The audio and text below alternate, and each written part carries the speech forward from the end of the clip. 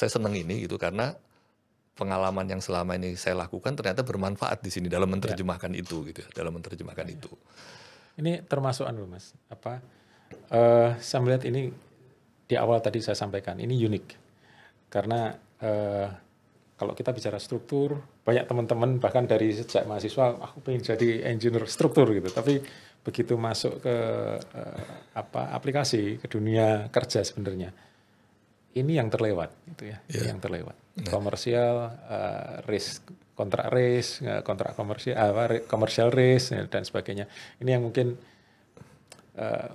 perlu kita gali lagi, Mas. Ini menarik sekali.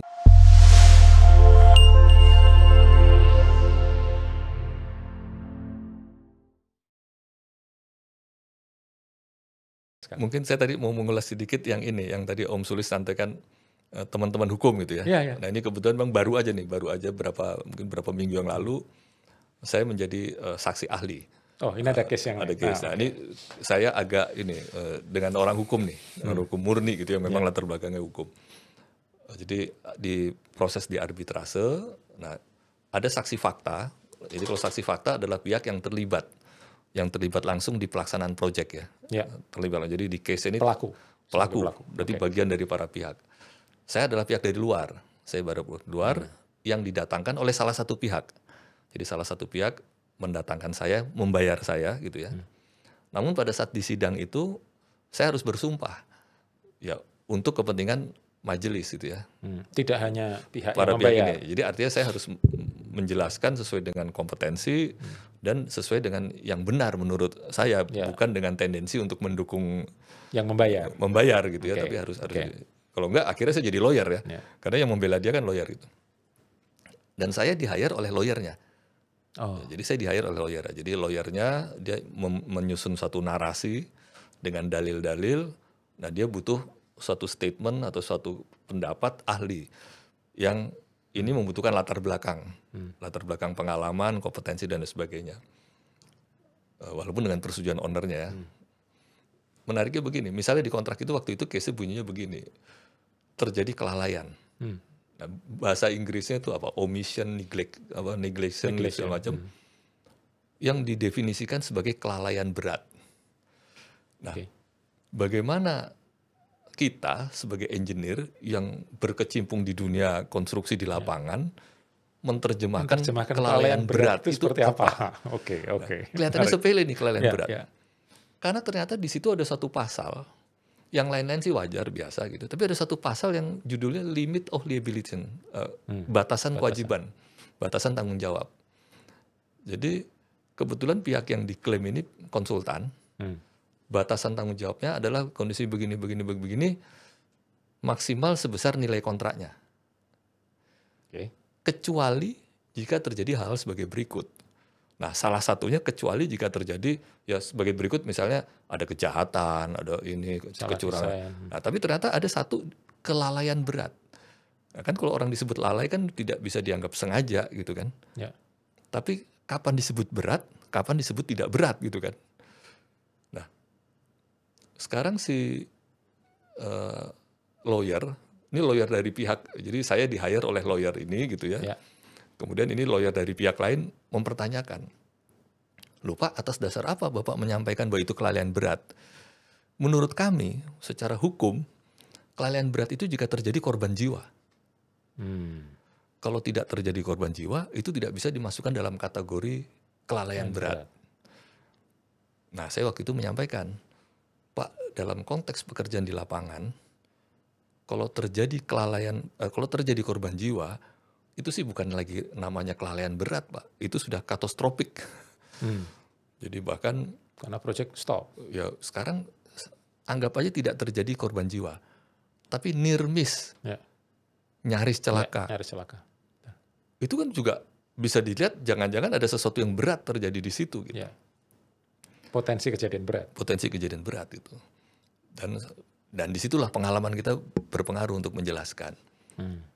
Pernah ada kejadian perusahaan saya berkali-kali mengalami kecelakaan dengan korban jiwa. Ya itu sudah bukannya berat lagi, udah sangat berat. Buktinya apa? Semua direksinya diganti kecuali satu orang. Mulai dari dirut sampai semua diganti. Sampai yang nggak terkait, direktur keuangan semua ganti. Walaupun waktu itu memang sebenarnya sih ada yang mungkin masa jabatannya sudah mau hampir habis. Tapi narasinya karena itu gitu ya. Karena ini dianggap terjadi ganti semua. Nah tapi saya mau bilang seperti itu. Jadi kalau kita bicara resiko, kan ada nggak mungkin berat, tidak berat gitu kan. Enggak. Nah, ini berat itu ya dari yang sangat berat, sedang. Ya. Jadi saya bilang kalau terjadi korban jiwa itu sangat berat. Tapi kalau definisinya kelalaian berat, terjadi seperti ini juga sudah termasuk kelalaian berat. Ya. Waktu itu sih sekedar yang diambil contoh pekerjaan ini waterproofing. Ya. Jadi pekerjaan waterproofing dilakukan oleh kontraktor, tapi kemudian dianggap si konsultan pengawas tidak mengawasi dengan baik, sehingga bocor semua. Ini bicara gedung atau bicara jalan? Gedung. Waterproofing nih gedung. Nah, padahal bangunan ini adalah bangunan apartemen yang harus diserahkan kepada pembelinya segera dan sebagainya. Nah, sehingga ini yang diklaim tidak hanya kontraktornya, pengawasnya juga diklaim. Nah, di dalam kontrak dengan pengawas itu ternyata ada pasal tadi limit obligation, jadi batasan tanggung jawab yang ternyata dibuka, tidak ada. Jadi judulnya sih limit gitu ya, batasan. Tapi begitu baca kecuali. Nah, dengan kecuali ini jadi unlimited. Nah, terus ininya adalah tinggal di masalah itu dianggap kelalaian berat atau tidak. Nah, kita melihatnya kan dari mana nih? Terus dikaitkan juga dengan mungkin ada istilah baru sekarang kegagalan bangunan. Karena ada aturannya nih. Oh beda, kalau kegagalan bangunan runtuh, itu misalnya bicara konstruksi, runtuh, tidak bisa dimanfaatkan lagi, terjadi kerugian negara di situ dan sebagainya. Ada aturannya, Menteri PU nanti akan menunjuk penilai ahli dan sebagainya. Tapi kalau kita bicara kebocoran kan bukan waterproofing, bukan kegagalan bangunan. Tapi ini termasuk kelalaian berat nggak gitu? Karena kemudian begitu dilihat, kita harus melihat nih. Jadi ya ini juga mungkin nanti buat teman-teman yang berprofesi di konsultan, sekarang harus hati-hati nih, jangan sekedar kita naruh orang, oh ini kita udah melakukan pengawasan nih, orangnya ada, absennya ada, apa segala macam. Ya itu ada semua. Qualified kan? Checklistnya ada, semua ada. Tapi ternyata kok bocor. Begitu dilihat, ada nggak pengetesannya, tes rendam dan sebagainya. Ketika kemudian menjadi tidak jelas, berarti kan tidak terjadi. Gitu. Tidak terjadi. Dan pengawas kan punya kewenangan untuk menghentikan. Kalau dianggap kontraktor lalai dalam bekerjanya tidak benar, harusnya kan dihentikan. Kok kenapa tidak dihentikan? Nah, arti seperti itu. Jadi artinya ya waktu itu cukup lama itu. Ya saya tidak berdebat dalam, saya mempertahankan pendapat saya gitu bahwa ya kalau pekerjaan waterproofing yang sebegitu pentingnya, ya bicara hotel, bicara apartemen gitu ya, ada kolam renang di situ kan nggak mungkin kolam renangnya di bawah, kolam renang pasti kan di lantai apa terus bocor ke mana, dan itu terjadi pada semua tempat. Ya itu kan berarti benar-benar kelalaian berat gitu ya. Dan pekerjaan harus diulang, gitu. Mas, agak sedikit ngulik tentang pekerjaan yang diulang tadi. Apakah memang diharuskan seperti itu? Tapi kalau memang di dalam kontrak itu tidak mengharuskan pekerjaan diulang, meskipun itu ada risk komersial atau risk teknis, itu review seperti itu dilakukan setelah ada dispute atau memang sebelumnya sudah bisa dituangkan di dalam kontrak? Nah, jadi begini, ini kan tadi saya sampaikan ya, jadi kenapa kontrak ini menjadi sesuatu yang penting bagi kita orang teknik untuk bisa memahami isinya dan konsekuensinya, karena itu nanti akan juga terkait dengan apa yang terjadi di lapangan. Ini kan kejadiannya begini, kejadian di lapangannya terjadi suatu apa ya, kan kita biasa nih kalau kita ngerjakan nanti pada saat mau serah terima kan ada checklist. Nah, checklist menjelang serah terima. Checklist itu isinya ada 2 biasanya. Defect list, cacat-cacat, atau remaining list yang belum dikerjakan. Jadi ada pekerjaan-pekerjaan minor yang belum dikerjakan. Punch list lah ya. Punch list. Nah, terus ada defect list. Nah itu kan yang kita anggap defect list di situ adalah pekerjaan-pekerjaan minor kan. Sudah dikerjakan namun ada cacat-cacat yang kemudian sempurna, gitu, ditemukan oleh pengawas dan harus diperbaiki selama masa pemeliharaan.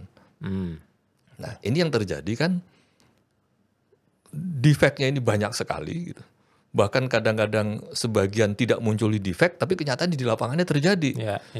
Nah, owner merasa dirugikan. Seharusnya sudah bisa serah terima kapan ke para tenannya, akhirnya mundur. Akhirnya mundur, bahkan kemudian harus dilakukan perbaikan. Nah, perbaikan ini ya dilakukan dengan proses lah. Ada yang pihak ketiga dan lain sebagainya. Ada prosedur yang dilakukan dengan apa pemberitahuan apa dan lain sebagainya. Tapi at the end of the day, biasanya itu yang dianggap paling bersalah kan kontraktornya. Yang diklaim hanya kontraktornya. Ya. Konsultan pengawasnya biasanya tidak. Karena kan nilai kontraknya juga. Ya. Nah, tapi karena kemudian owner merasa bahwa konsultan pengawas juga lalai, bahkan dianggap punya kelalaian berat sehingga menyebabkan terjadi itu, kerugiannya ini juga besar. Nah, akibatnya tuntutannya juga jadi tinggi. Nah, kenapa tuntutannya bisa tinggi? Karena ternyata yang tadi kita bahas, di kontraknya ada limit of liability, judulnya limit, tapi ternyata isinya unlimited gitu ya, dengan kecuali bla bla bla. Salah satunya kelalaian berat. Jadi ketika kemudian ya yang memutuskan bukan saya hanya sebagai saksi ahli. Yang memutuskan arbiternya, ya majelis arbiternya. Saat ini masih dalam proses. Tapi ketika itu bisa diterima bahwa itu sebagai kelalaian berat, berarti kan limit of liability tidak berlaku. Jadi seandainya konsultan tadi kontraknya hanya sekian, berarti dia bisa jadi nanti keputusannya harus menanggung biaya yang lebih dari itu. Nah, ada resiko komersial yang jauh lebih besar dari nilai kontrak konsultan. Ya, jadi selama ini kita hanya berpikir, apalagi konsultan pengawas, ya resiko kita ya sebatas nilai kontrak. Mas, boleh ditarik lebih awal. Konsultan perencana bisa kena dampaknya nggak? Dalam konteks ini memang tidak terlihat nih. Jadi kan gini, tidak ada kesalahan desain, tidak ada kesalahan spesifikasi. Nah, ya, jadi ada di pengawasan lah ya, ada di pelaksanaan lah ya. Yang menarik di situ ya ini karena ini ya saya dibayar cukup menarik juga di situ. Nah, tapi gini kuncinya. Karena di sana satu saya sebagai ahli teknik. Nah, jadi saya bisa menjelaskan secara teknis ini kenapa terjadi begini, ini kesalahannya bagaimana gitu ya. Kedua, saya sebagai ahli manajemen proyek konstruksi. Dengan pengalaman tadi sekian banyak ngerjakan proyek dan sebagainya, kita tahu kan secara manajemen urut-urutan pekerjaan harusnya bagaimana, endingnya kalau waterproofing begini ada model ini, ada sheet ini harusnya ada pengetesan, tes rendam 1x24 dan itu sebaiknya dilakukan kapan kan kita tahu itu gitu. Dan yang ketiga sebagai ahli kontrak, ya makanya jadi menarik gitu. Mereka, Pak, ya dengan saya mendatangkan Bapak, saya menghemat nih, harusnya saya datangkan 3 orang. Gitu. Pas gue ahli hukum. Nah, seperti itu. Jadi artinya ini sesuatu yang menarik. Tapi ini zolim loh Mas. Ada zolimnya itu. Apa itu? Karena hak orang lain Mas Sony ambilnya. Harusnya haknya teman-teman hukum Mas Sony ambil juga. Begini, ya ini sedikit menyimpang. Waktu saya masuk di Transjakarta, kan otomatis akhirnya saya mempelajari sedikit nih sejarah Transjakarta. Itu ceritanya tahun 2004 Gubernur Sutioso memaksakan busway waktu itu kan. Busway itu Pak Sutioso ya? Zamannya Pak Sutioso tahun 2004. Ketika saya dengar ceritanya bla bla bla, rupanya begini pembahasannya. Ini mengatasi transportasi bla bla bla, ada MRT. Tapi masih nanti. Terus kemudian LRT, LRT tapi mesti dibangun dulu, masih sekian lama. Akhirnya ada suatu kesimpulan, satu kata-kata yang menurut saya cukup menarik dan saya sering pegang juga ini. We start from what we have. Kita mulai dari apa yang kita punya. Jadi saya bayangkan dengan pengalaman kita kerja selama ini yang berjalan, mengalir dan sebagainya, ketika suatu saat kita harus shifting, artinya shifting tadinya kita sebagai pejabat publik, saat ini kita harus shifting sebagai seorang profesional dan sebagainya, kita jangan memulai sesuatu yang kita tidak tahu. We start from what we have. Ahli teknik, loh kita kan selama ini udah kerjaan kita teknik. Ya kita pertajam aja gitu ya. Kita pertajam. Saya S1-nya sipil undip. S2-nya waktu itu struktur kan ya teknik. Kedua, ya tadi misalnya manajemen proyek. Lo sehari-hari kan ngerjain proyek. Bahkan di divisi juga setiap kali rapat mengenai proyek gitu kan. Ini juga keahlian yang kita sudah punya sebenarnya. Tinggal kita pertajam ilmunya. Makanya saya juga aktif di IAMPI. Dan asosiasi profesi terakreditasi. Nah terakhir yang hukum. Hukum sebenarnya kita sudah lakukan nih. Cuman selama ini kita sangat tergantung dengan ahli-ahli hukum yang memang latar belakangnya hukum. Mungkin kalau agak sedikit lebih spesifik, profesinya lawyer. Malah ke lawyer ya? Kita kan ke lawyer. Jadi begitu kita ngadepi kasus, terus kemudian kita harus berperkara di arbitrase, pasti kita mendatangkan lawyer. Belum tentu lawyer itu paham dengan kondisi kita gitu. Ya. Belum tentu dia paham kondisi kita, dan mohon maaf nih, kadang-kadang juga PHP. Ya kan, ya pengalaman saya di awal karir saya dulu itu begitu, wah ini lawyer terkenal. Saya nyusun nih sebagai orang teknik, ini yang diklaim nilainya segini. Toto, Pak jangan hanya segitu Pak. Bapak harus klaim segini karena nanti dari pihak sana akan ngeklaim segitu. Akhirnya saya cari-cari yang sebenarnya jadi dibuat-buat loh. Terus setelah saya hitung-hitung, saya tanya, itu lawyer bayarannya gimana? Oh tergantung persentase dari nilai klaim Pak. Oh berarti ternyata itu jawabannya itu. Nah, jadi kita PHP seolah-olah nilai klaimnya besar, padahal sebenarnya ya sekali lagi maaf nih, sebagian tuh pepesan kosong gitu. Kita sendiri paham bahwa itu tidak mungkin gitu. Tapi dengan narasi-narasi yang dibangun. Nah dari situ ya kita sebagai orang teknik, tadi we start on what we have. Saya udah punya pengalaman teknik, punya pengalaman manajemen proyek. Tinggal hukum sudah dipraktekkan, cuman belum punya ilmunya. Makanya tadi di CV yang Bapak baca kan, saya mahasiswa lagi nih akhirnya. Kebetulan ada satu perguruan tinggi swasta di Jawa Tengah yang memang saat ini satu-satunya. Kekhususannya jadi kan bicara magister hukum bisnis, tapi ini kekhususannya construction law ya. Construction law. Yang unikal tadi. Yang unikal tadi. Ya sudah, kan artinya saya bukan cari gelar nih. Saya bukan cari gelar, saya bukan cari gengsi, bukan cari apa. Saya memang butuh ilmunya gitu. Construction law. Nah, ya dengan demikian saya juga masuk di beberapa asosiasi terkait itu tadi kan ada IRB, ada Dewan Sengketa, ya ada Construction Law Society dan sebagainya. Ya jadi ya supaya kita menyamakan frekuensi nih, kita menggunakan. Jadi gini, setiap industri kan punya terminologi kan. Nah terminologi itu harus kita kuasai supaya ketika kita bicara dengan orang hukum maksudnya juga sama gitu. Kira-kira gitu. Mas, terbesit pikiran tadi ada satu pertanyaan yang sejak Mas Sony tadi datang. Zaman sekarang ini semuanya serba digital. Ya. Mau itu bicara media, mau itu bicara bahkan di dunia konstruksi sekarang semua sudah digitalize. BIM, di dunia hukum konstruksi atau kontrak, kadang-kadang kita mesti bekerja dengan teman-teman yang memang mau tidak mau harus masuk ke dunia digital. Ya. Baik itu proses reviewnya, draftingnya lah, mulai dari drafting pertama misalnya, korespondennya, kemudian approvalnya, tanda tangannya, yang kadang-kadang membuat berbeda dengan konsep kontrak yang dulu Mas ya.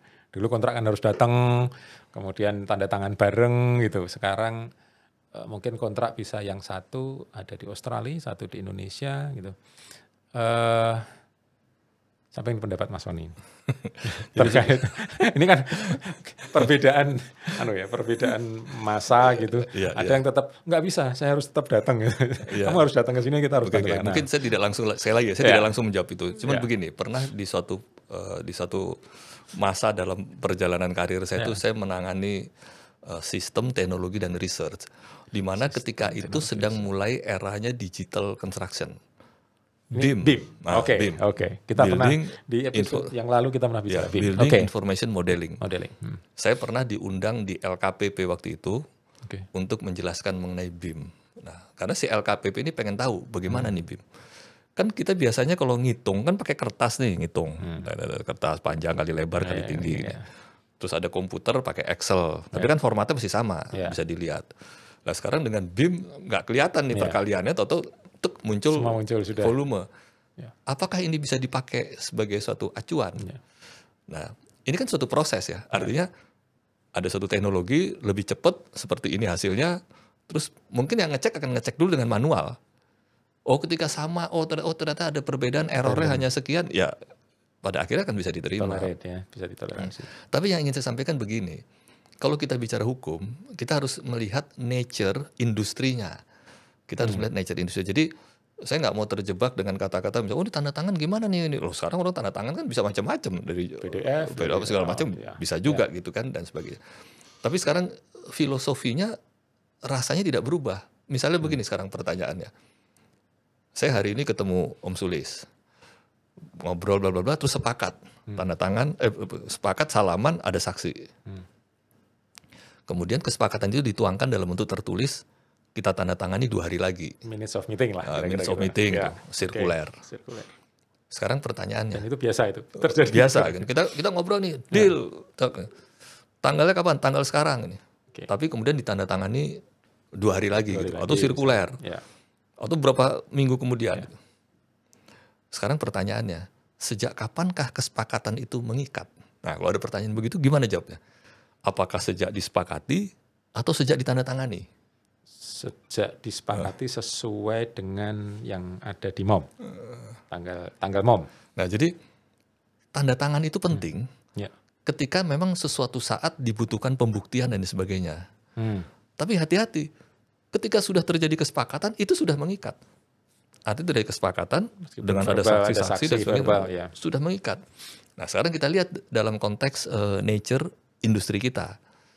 Misalnya sekarang kita di lapangan, sungai banjir apa-apa segala macam. Datang pejabat satker atau pimpro atau kepala dinas atau siapa atau ahli geologi datang.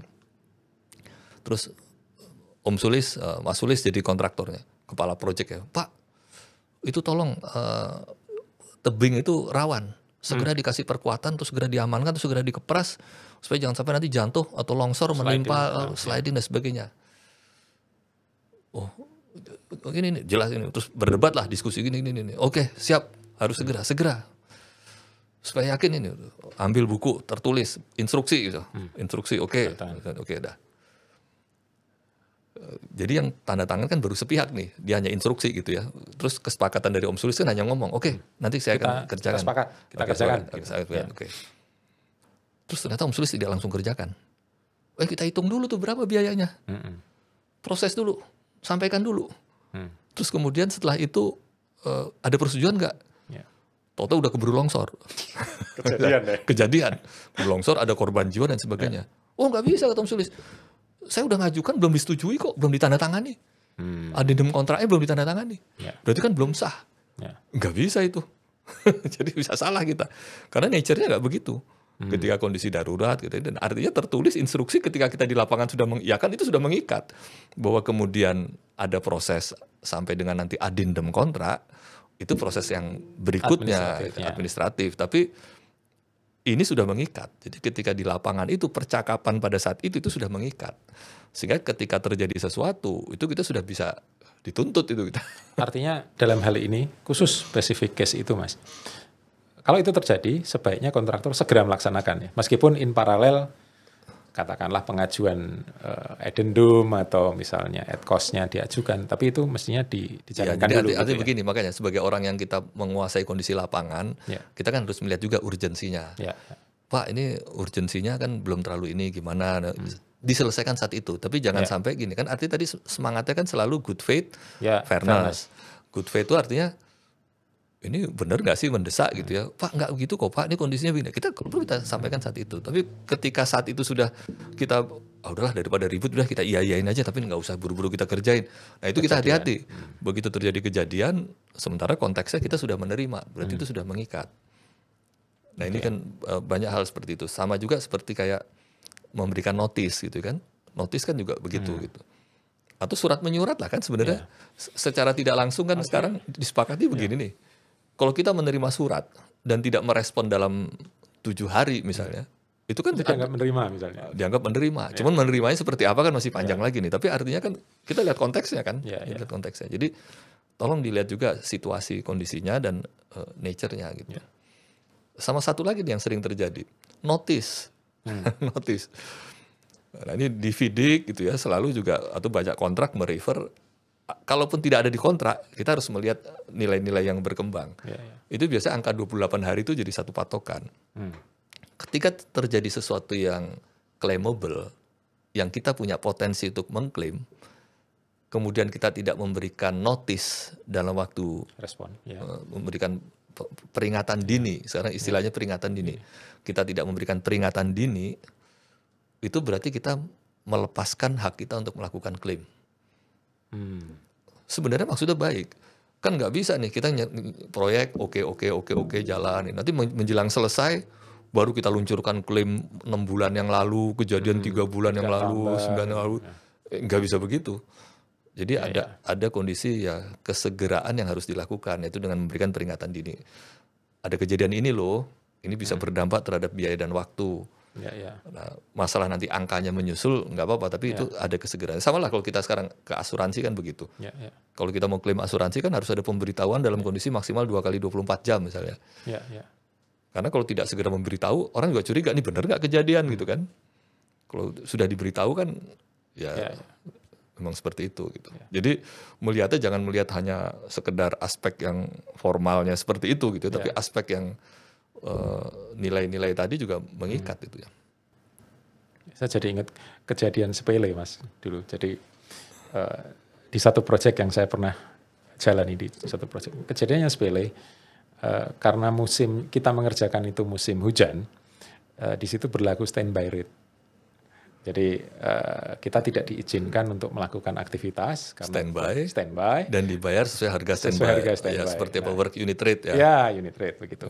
Tapi ketika itu semestinya diklaim tiap bulan, diinformasikan dan itu tidak dilakukan, tapi kita lakukan 6 bulan. Nah, itu jadi notisnya tadi, klausal di notisnya itu jadi muncul. Jadi klien akan selalu bilang ini enggak acceptable, nggak bisa. Jadi, dan gini, mungkin sepele tapi tapi sebenarnya kadang-kadang nggak sepele itu. Jadi maksudnya begini, sesuatu yang memang sudah umum seperti itu, sudah menjadi acuan itu kadang-kadang bisa menguak sesuatu yang lebih besar. Nah ini berdasarkan pengalaman nih. Contoh, saya sebagai kepala divisi, saya membawahi beberapa kepala proyek. Suatu saat saya datang ke proyek, pasti saya didampingi sama kepala proyek saya kan, gitu kan. Nah, terus ketemu ownernya juga. Terus ada suatu kondisi yang menurut saya harusnya bisa diklaim. Tapi kenapa sih kepala proyek saya ini tidak mengklaim gitu kan? Loh, kenapa Anda nggak klaim? Kita rapat intern dulu kan. Biasa kalau kita ke proyek kita sendiri datang pagi-pagi, misalnya kita lihat proyek kita sendiri, terus kita rapat intern, kita bahas, loh ini ada posisi, ini ada. Kenapa Anda nggak klaim gitu? Apakah dia sedemikian berbaik hati atau gimana gitu kan? Kok ada indikasi lain atau apa? Nah, udah kan, itu kan mencurigakan nih. Nah, setelah itu kita udah merasa cukup memahami kondisi proyek kita ketemu owner kan, ketemu konsultan, ketemu owner, ya begitulah kehidupan sebagai kontraktor harus menemukan klien gitu. Kemudian baru rupanya dia juga punya kesalahan yang lain. Rupanya dia diminta ini dia terlambat di bagian ini, diminta ini terlambat, ini harusnya begini. Rupanya dia punya banyak kesalahan sehingga dia takut kalau dia mengklaim yang item ini nanti yang lain muncul gitu kan. Nah dari situ kita paham, ternyata banyak ini masalah. Gitu. Nah yang kadang-kadang yang seperti itu, ya kalau kemudian kita jadi perlu pembenahan. Saya kebetulan tadi kan sejak saya lulus, terus langsung masuk kerja di kontraktor, training 1 bulan di Jakarta, setelah training terus dipindahkan ke cabang Semarang waktu itu. Di situ nggak sampai sebulan, saya udah langsung ke proyek. Dan sejak itu selama ya lebih dari 20 tahun saya bukan hanya di proyek, artinya proyek kemudian ke divisi, tapi divisi yang menangani proyek ya. Jadi unit bisnis yang menangani proyek. Jadi ya tetap ujungnya dari proyek ke proyek itu. Ya akhirnya kita udah paham kondisi-kondisi begitu. Makanya begitu ada sesuatu yang kok tidak begitu, nah kita harus mulai aware nih ada apa gitu ya, ada apa. Menarik diskusi kita kali ini, sore ini tentang hukum konstruksi. Moga-moga ini juga menginspirasi Mas. Sekali lagi saya sering kali mengingatkan kita sharing dengan para narasumber bahwa apa yang kita bicarakan, apa yang kita obrolin ini ternyata sekarang yang melihat yang sebagai pendengar dan sebagai audiens lebih banyak adik-adik yang dari Semarang, jadi yang dulu di awal-awal lebih banyak alumni, sekarang mulai bergeser nih. Ternyata viewersnya lebih banyak di Semarang. Jadi terima kasih berbagi ilmunya sore ini. Jadi tadi hari ini kita bicara lebih banyak ke tentang kontraknya. Kontraknya. Berarti nanti saya udah kebayang nextnya kita bicara sengketanya. Sengketanya. Ketika terjadi sengketa atau kita on the way to sengketa gitu, road to sengketa gitu, apa yang akan terjadi dan harus bagaimana gitu kan? Terima kasih sekali lagi. Oke, makasih. Viewers, sore ini kita selesaikan ngobrol tentang kontrak konstruksi.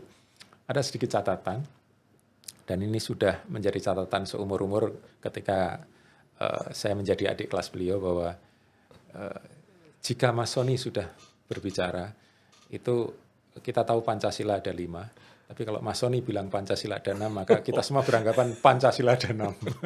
Jadi itulah experience-nya Mas Sony, karena keahliannya beliau, kita semua bisa menyerap ilmu yang beliau miliki saat ini. Sampai ketemu lagi di IK Tech Site episode berikutnya. Oke. IK Tech Site, new inspiring, new insight. Oke, makasih.